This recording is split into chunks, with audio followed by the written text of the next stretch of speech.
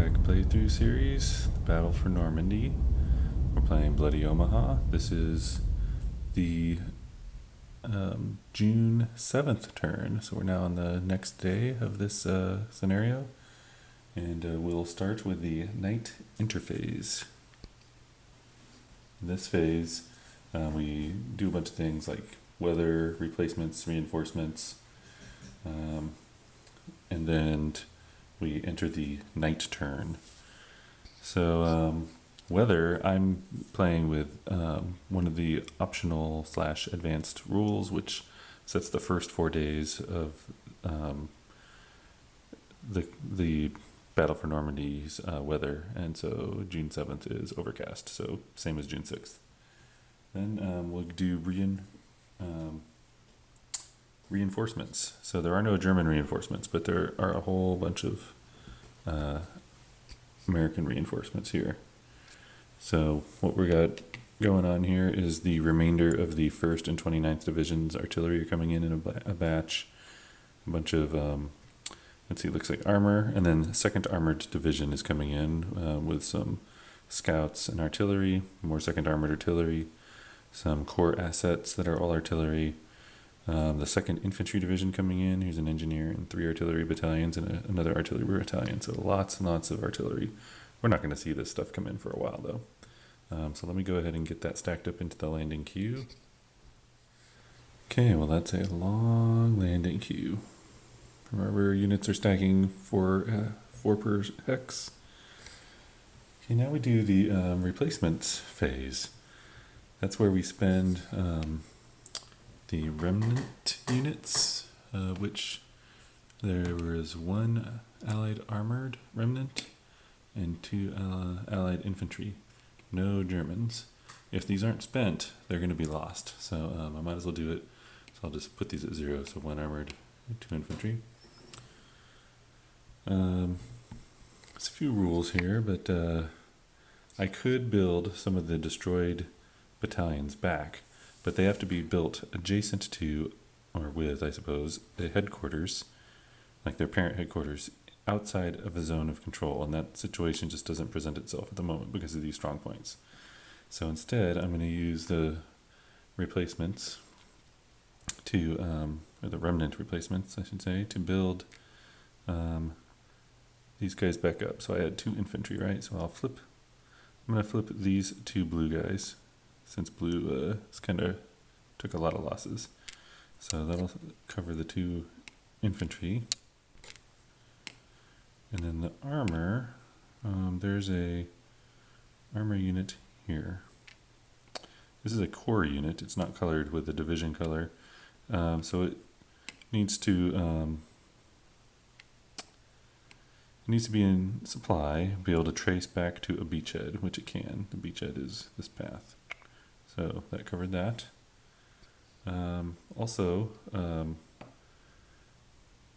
So there aren't any for the Germans, but both sides also can accumulate replacements. So let me just double check how to do that. Yeah, so I'm going to roll on a chart, but whatever the values are, I'm going to divide by 2 and round down per scenario instructions.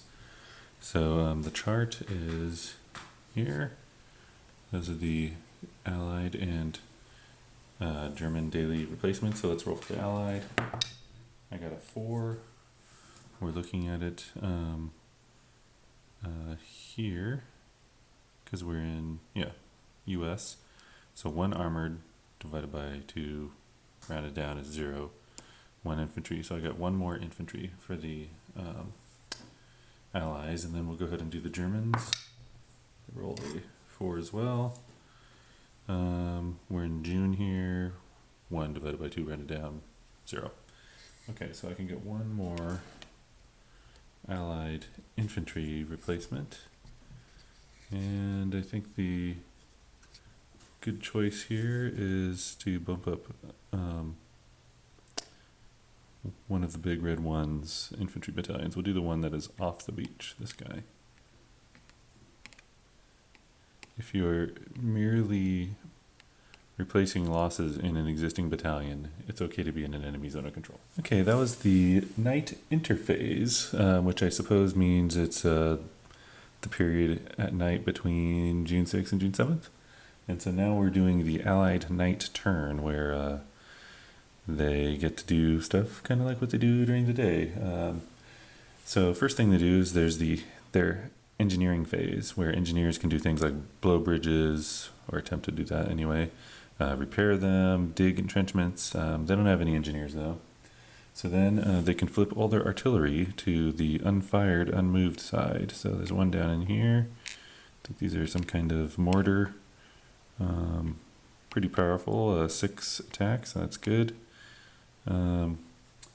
Next, their movement phase. So movement is just like during the day, except it's half, for the Allies anyway. I think in July it goes up to full movement, but so what I want to do is get these guys off the landing queue beaches so that more units can move up. Otherwise, that long queue is never going to empty. So one thing to do is the stack is blocking more guys from getting in. So maybe I'll slide that over. So they're in a zone of control, so that's going to be +2 movement points just to leave it. So that means they can only go one space, or one movement point.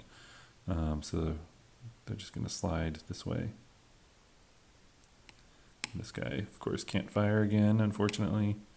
Maybe next turn he'll get some firing in. Now that these areas are clear, and hopefully the strong point will be gone. So these guys will just move over here. Go ahead and drop off some guys in the landing queue. Now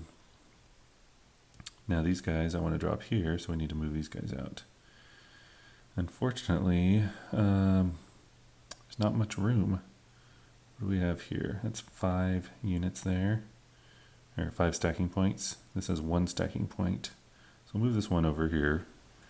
Now this guy, I guess he's going to use a minimum move to cross the bluff here to go join this guy. I don't want him over there. I want the 29th Division infantry all on one side, Big Red 1 infantry on the other, but just to get him out of the way, he's going there.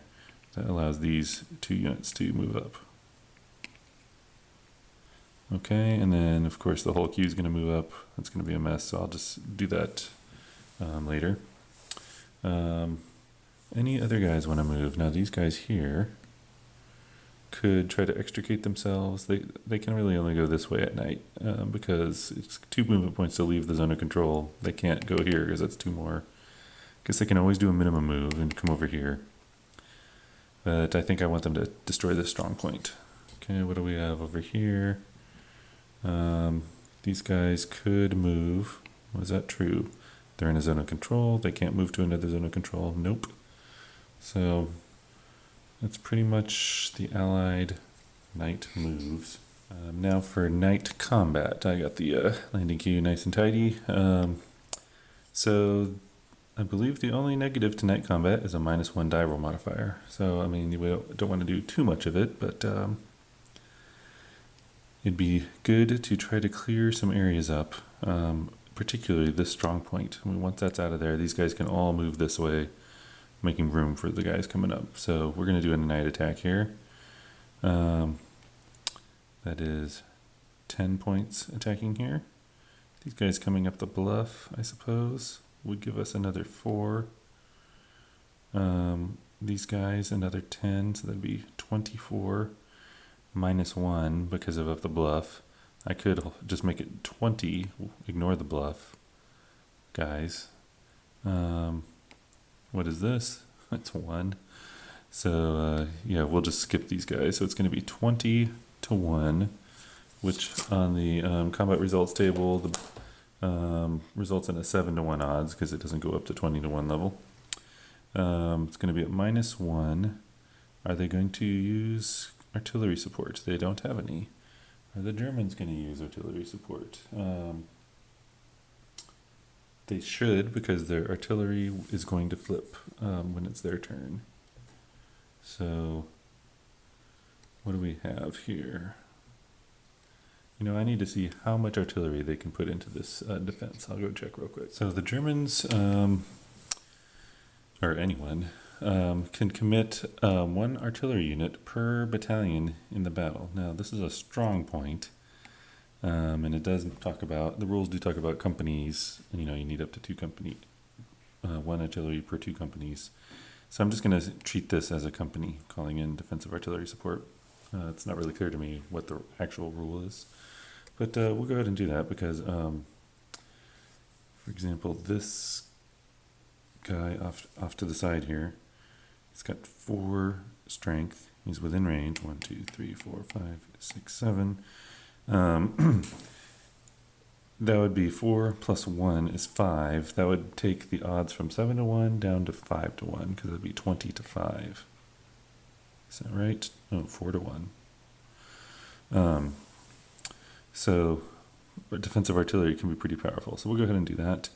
It does need to be in general supply. General supply means it can trace to a supply source. But it can trace, you know, over to its headquarters. So it's in general supply. So this attack is going to be at 20 to 5 because of that artillery. That is 4 to 1 odds with a -1 for it being night. Rolled a 3. Come over here, look at the 4 to 1 odds table on the 3 column. 3 -1 for night. So it's a 1, 1. I'm trying to scan through the other combat modifiers to see if there's anything else. They do have benefit from the terrain. Farmlands -1. So that's awful. No effect. So that is bad. I'm going to go ahead and tweak these guys a little to show that they actually did a move. Okay, so that requires me... Oh, you know, I was thinking I could just follow up with an attack here, but Hex cannot be attacked twice. So I should have thrown those guys in. Well, I didn't really have any artillery to help, so yeah. Okay, are there any other attacks I want to do? This is the mandatory attack situation, although mandatory attacks aren't required at night, so maybe I should do this. This would be a 5. 6 plus 6 is 12, attacking the strong point, -1 up the bluff. While I was looking up strong point traits, once you know the strength of a strong point, it stays revealed. So I know these are all revealed.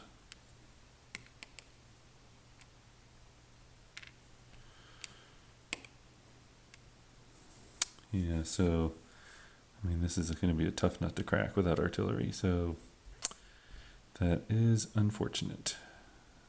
I think the Allied combat phase at night anyway is over maybe. Let's see what we got. How about these Rangers? Do they want to attack with a -1? Because we have 3, 4 attacking, 3, potentially with support from these guys. Germans will just throw some artillery in, make it not happen. Yeah, Allied attack over. Okay, now for the German night turn. They start with their engineering phase, and they do have an engineer. He is up here, sort of on the road towards Trevier, and he's going to choose to start digging entrenchments. Once this entrenchment is complete, one unit there can have its defense strength doubled, so that could be pretty powerful, basically effectively adding a new unit to the battlefield if you think about it that way. It's going to take an entire day, so the next night turn for the Germans, that will flip to an entrenchment if that engineer doesn't move. Okay, then any spent artillery is flipped back over, so I just did that off camera. Then the German movement phase. So Germans can move at their full movement abilities. So we'll go ahead and see what we want to move. I think this unit It's going to move in. Since this strong point survived, going to move in to the strong point. Okay, so that really hurts the allies. Trying to think what else I want to do here. I suppose this unit here, I'm a little worried about it moving. I was thinking to move into here. I'm a little worried about it moving into here because that kind of leaves an opening right here. So maybe it should move down here. That'll block supply along this road if the allies bust through here. And it's still in a position to move back over here. You know, maybe it's going to move here. That's what it'll do.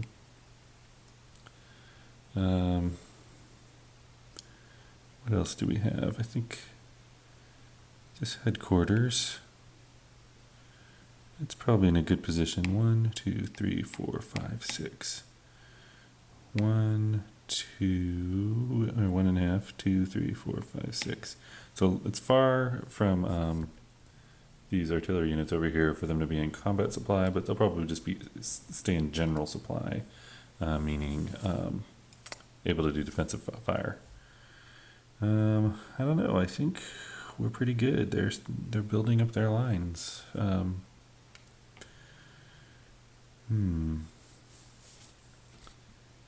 Maybe they do have enough artillery, I think, for the present. Maybe this artillery unit should actually move out. It's going to go 1, 1.5, 2.5, 3.5, 4.5. Is that what I want? No, it's going to go even farther. It's going to go 1, 2, 3, 4, 5, 6. So it's going to try to redeploy, I guess, next turn down to a better location so it can be in combat supply later. Okay. German attacks. They are not going to do any. You know, I am a little nervous about this guy here. Maybe he should move into here. Yeah. So what I want? Nah, he's fine.